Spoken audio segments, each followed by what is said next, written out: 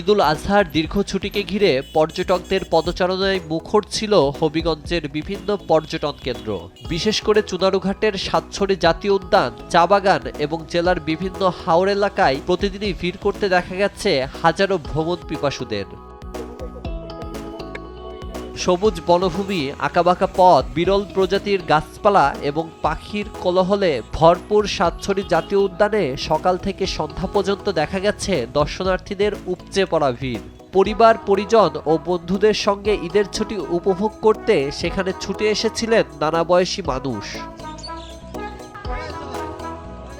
শুধু সাতছড়িই নয়, সাম্প্রতিক সময়ে জনপ্রিয় হয়ে ওঠা বিউটিফুল চুনারুঘাটেও ছিল পর্যটকদের ব্যাপক উপস্থিতি। পাহাড়ি সবুজ প্রকৃতি, মনোরম পরিবেশ এবং ফটোগ্রাফির আকর্ষণীয় স্থানগুলোতে তরুণ তরুণীদের বিশেষভাবে আকৃষ্ট করেছিল। সাতছড়ি জাতীয় উদ্যানে আসছি ঢাকা থেকে, ঈদ উপলক্ষে অনেক ভালো লাগছে দেখে সবাইকে। তারপর বানর বা সবকিছু প্রাকৃতিক জিনিস সবকিছুই ভালো লাগতেছে অনেক।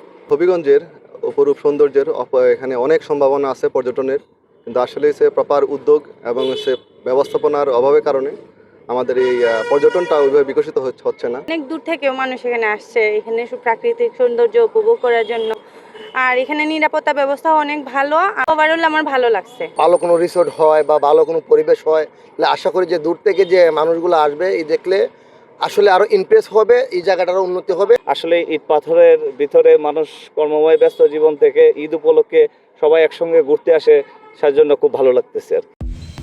প্রাকৃতিক সৌন্দর্য, সবুজের সমারোহ সব মিলিয়ে এবারের ঈদে হবিগঞ্জ পর্যটকদের কাছে পরিণত হয়েছিল আকর্ষণীয় গন্তব্যে।